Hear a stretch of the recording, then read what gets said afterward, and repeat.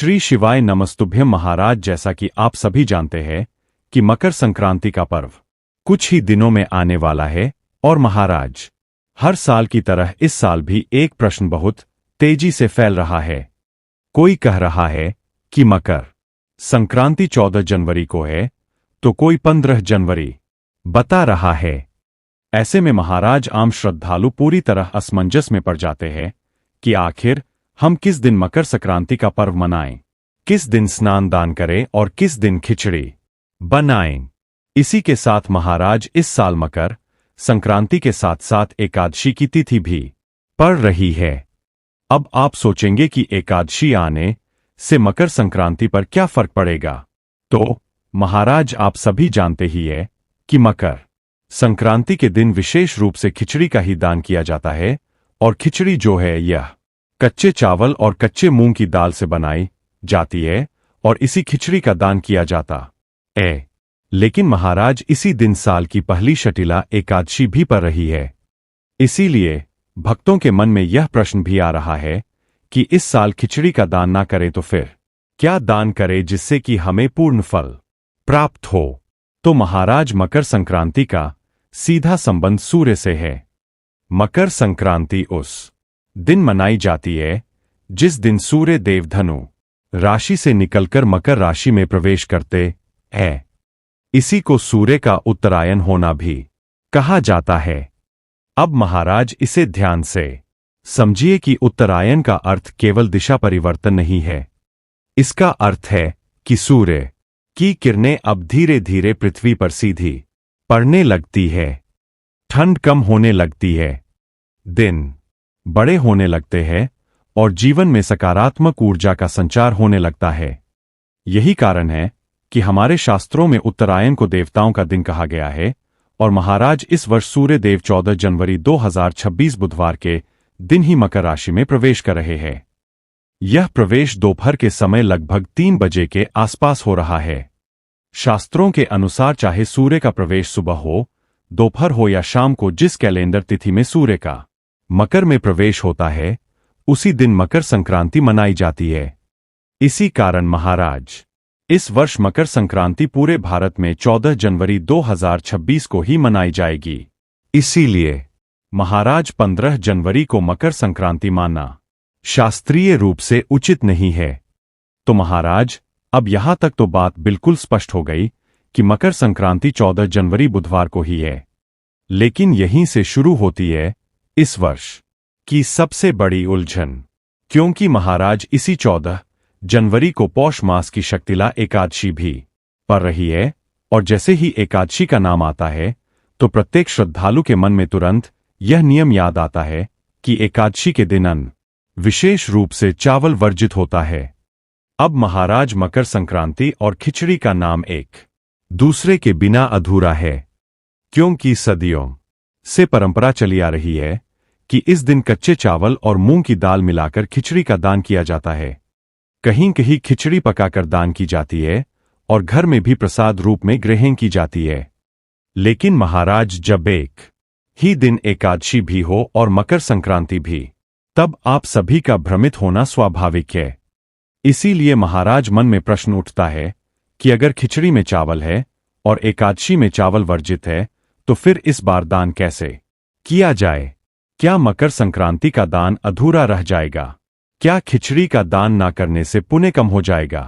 तो महाराज यही सारे प्रश्न आज लाखों भक्तों के मन में चल रहे हैं।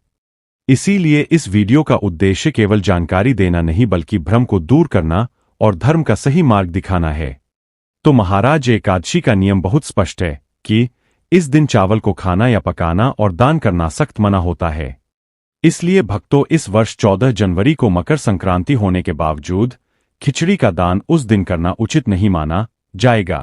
अब महाराज यहीं पर बहुत लोग निराश हो जाते हैं। उन्हें लगता है कि अगर खिचड़ी का दान नहीं हुआ तो मकर संक्रांति अधूरी रह गई। लेकिन महाराज यह सोच अधूरी है, क्योंकि मकर संक्रांति केवल खिचड़ी का पर्व नहीं है। यह दान, पुण्य, सेवा और त्याग का पर्व है और दान का वास्तविक भाव वस्तु में नहीं भावना में छिपा होता है। तो महाराज शला एकादशी को साधारण एकादशी समझना बहुत बड़ी भूल होगी। यह वर्ष की पहली एकादशी होती है और इसका महत्व अन्य एकादशियों से भी अधिक माना गया है।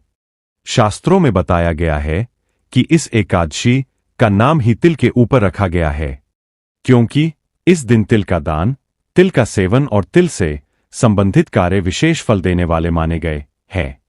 इसीलिए महाराज अब जरा ध्यान से समझिए। एक और मकर संक्रांति जिसमें तिल और गुड़ का विशेष महत्व है।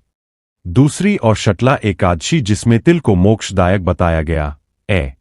और जब दो ऐसे पर्व एक साथ आते हैं जिनका केंद्र बिंदु तिल हो तो यह कोई संयोग नहीं बल्कि एक दिव्य संकेत होता है। यह संकेत हमें बताता है कि इस वर्ष मकर संक्रांति पर तिल दान का महत्व कई गुना बढ़ गया है। अब महाराज बहुत से लोग यह भी पूछते हैं कि खिचड़ी का दान क्यों इतना महत्वपूर्ण माना गया है। तो इसका उत्तर यह है कि खिचड़ी में चावल और दाल दोनों होते हैं जो अन्न का पूर्ण रूप माने जाते हैं। अन्नदान को सभी दानों में श्रेष्ठ बताया गया है। इसी कारण मकर संक्रांति पर खिचड़ी का दान सबसे बड़ा पुण्य माना गया। लेकिन महाराज जब शास्त्र स्वयं एकादशी के दिन चावल दान को वर्जित कर रहे हैं तो धर्म हमें यह भी सिखाता है कि विकल्प भी धर्म का ही भाग होता है। इसीलिए शास्त्र कहते हैं कि यदि किसी कारणवश मुख्य दान किया जा सके तो उसी भाव से किया गया वैकल्पिक दान भी उतना ही फल देता है। और महाराज यही कारण है कि इस वर्ष मकर संक्रांति पर काले तिल और गुड़ का दान खिचड़ी दान के समान ही नहीं बल्कि कई गुना अधिक फलदायक बताया गया है, क्योंकि तिल को शास्त्रों में पापनाशक कहा गया है। कहा जाता है कि तिल में भगवान विष्णु का वास होता है और गुड़ में माता लक्ष्मी की कृपा मानी जाती है। जब तिल और गुड़ एक साथ दान किए जाते हैं तो वह दान केवल शरीर को नहीं आत्मा को भी शुद्ध करता है। इसीलिए महाराज आप चाहे तो काले तिल और गुड़ को अलग अलग भी दान कर सकते हैं और यदि संभव हो तो तिल और गुड़ से बने हुए लड्डू का दान करना तो और भी श्रेष्ठ माना गया है। अब महाराज यहां एक बात बहुत जरूरी है। कुछ लोग सोचते हैं कि अगर हमने 14 जनवरी को खिचड़ी का दान नहीं किया तो जनवरी 2015 को कर ले ताकि मन को संतोष मिल जाए। तो भक्तों शास्त्रीय रूप से देखें तो 15 जनवरी को खिचड़ी का दान किया जा सकता है, उसमें भी कोई दोष नहीं है। लेकिन मकर संक्रांति का विशेष पुण्य काल 14 जनवरी को ही होता है। इसलिए यदि आपको पूर्ण फल चाहिए तो 14 जनवरी को ही तिल गुड़ का दान करना सर्वोत्तम रहेगा। अब महाराज यह भी समझना जरूरी है कि दान केवल वस्तु देने का नाम नहीं है। दान का अर्थ है अपने भीतर के अहंकार, संग्रह और लोभ का त्याग। अगर कोई व्यक्ति सच्चे मन से तिल गुड़ का छोटा सा दान भी करता है तो वह उस व्यक्ति से श्रेष्ठ माना गया है जो दिखावे के लिए बड़ा दान करता है। तो महाराज अब तक हमने यह समझ लिया कि इस वर्ष मकर संक्रांति और शटिला एकादशी एक साथ पड़ने से खिचड़ी का दान संभव नहीं है, लेकिन तिल और गुड़ के दान से भी आपको कई गुना अधिक पुण्य फलों की प्राप्ति होगी। अब महाराज हमारे शास्त्र कहते हैं कि दान का मूल्य वस्तु से नहीं भाव से तय होता है। अगर कोई व्यक्ति बहुत साधारण वस्तु भी पूरे श्रद्धा भाव से दान करता है तो उसका फल उस व्यक्ति से कहीं अधिक होता है जो महंगी वस्तुओं का दान केवल दिखावे के लिए करता है। क्योंकि मकर संक्रांति का समय विशेष रूप से सेवा और करुणा का समय माना गया है। यह वही समय है जब ठंड अपने चरम पर होती है और गरीब, असहाय, वृद्ध और सड़क किनारे रहने वाले लोग इस ठंड को सबसे अधिक सहते हैं।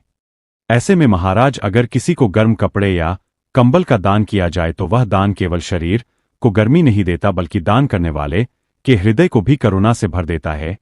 इसीलिए महाराज शास्त्रों में बताया गया है कि शीत ऋतु में किया गया वस्त्रदान विशेषकर मकर संक्रांति के दिन अक्षय पुण्य प्रदान करता है। अक्षय का अर्थ है जिसका फल कभी समाप्त ना हो। अब महाराज कई लोग सोचते हैं कि हमने तिल गुड़ का दान कर दिया, अब और कुछ करने की आवश्यकता नहीं है। लेकिन यदि आपकी क्षमता है तो मकर संक्रांति के दिन एक से अधिक प्रकार का दान करना अत्यंत शुभ माना गया है। जैसे तिलगुड़ के साथ कंबल, शॉल या गर्म कपड़े का दान भी आप कर सकते हैं। अब महाराज यहां एक बहुत महत्वपूर्ण प्रश्न आता है कि दान किससे दिया जाए। बहुत से लोग इस विषय में भी उलझन में रहते हैं। कोई कहता है कि केवल ब्राह्मण को ही दान देना चाहिए, कोई कहता है कि साधु संत को दिया जाए, तो कोई कहता है कि जरूरतमंद को देना ही सबसे श्रेष्ठ है। तो महाराज, शास्त्रों का उत्तर बहुत सरल है। जहां वास्तविक आवश्यकता हो वही दान के पात्र है। अगर कोई व्यक्ति सच में ठंड से कांप रहा है, भूखा है, असहाय है, तो उसे दिया गया दान सीधे ईश्वर तक पहुंचता है। महाराज, स्वयं भगवान श्री कृष्ण ने गीता में कहा है कि जो मेरी बनाई हुई सृष्टि की सेवा करता है वही वास्तव में मेरी पूजा करता है। इसलिए आप तिल गुड़ का दान किसी गरीब व्यक्ति को दें, कंबल किसी जरूरतमंद को दें, या मंदिर जाकर पंडित जी को दक्षिणा दें। तीनों ही प्रकार का दान पुण्यदायक है। महाराज, अब बात करते हैं दक्षिणा की। अक्सर लोग दान में केवल वस्तु दे देते हैं और दक्षिणा देना भूल जाते हैं। लेकिन शास्त्र कहते हैं कि कोई भी दान बिना दक्षिणा के अधूरा माना जाता है। दक्षिणा का अर्थ यह नहीं है कि बहुत बड़ी राशि दी जाए। दक्षिणा का अर्थ है दान में हुई किसी भी कमी को श्रद्धा से पूरा करना। महाराज, अगर आपने तिल और गुड़ का दान किया है तो उसके साथ अपनी सामर्थ्य अनुसार कुछ धन राशि अवश्य रखें। यह राशि 11 हो सकती है, 51 रुपये हो सकती है, 101 रुपये हो सकती है, या उससे अधिक भी। महाराज, राशि बड़ी या छोटी नहीं देखी जाती, भाव देखा जाता है। दक्षिणा देने से दान में पूर्णता आती है। कहा जाता है कि दक्षिणा के बिना किया गया दान रास्ते में ही रुक जाता है और दक्षिणा के साथ किया गया दान सीधे पुण्य लोक में पहुंचता है। इसीलिए महाराज, मकर संक्रांति के दिन किया गया दान पूरे वर्ष का प्रभाव देता है। इस दिन दान किया गया एक छोटा सा कार्य भी पूरे साल शुभ फल प्रदान करता है। इसीलिए हमारे पूर्वज कहते थे कि चाहे सामर्थ्य कम हो लेकिन मकर संक्रांति के दिन खाली हाथ मत रहो। इस दिन दिया गया दान हमें केवल भौतिक सुख नहीं देता बल्कि हमारे जीवन में शांति, संतुलन और सकारात्मकता भी लाता है।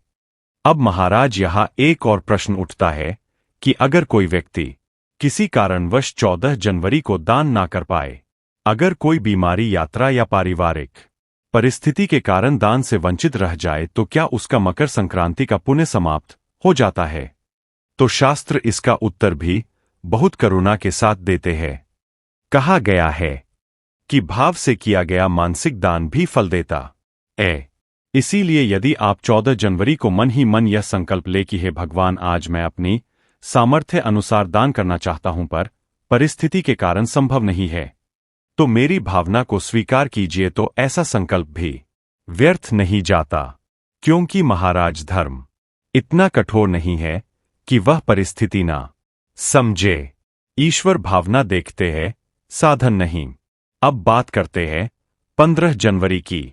बहुत से लोग यह पूछते हैं कि क्या 15 जनवरी को खिचड़ी का दान किया जा सकता है?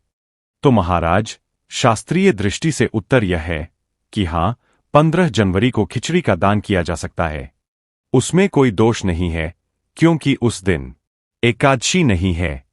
लेकिन यह समझना जरूरी है कि 15 जनवरी को किया गया खिचड़ी दान मकर संक्रांति विशेष पुण्य नहीं देगा, बल्कि वह सामान्य अन्नदान के पुण्य में ही गिना जाएगा। इसीलिए यदि कोई व्यक्ति यह सोचकर 15 जनवरी को खिचड़ी दान करता है कि मैंने मकर संक्रांति का दान कर लिया, तो यह सोच शास्त्र सम्मत नहीं है।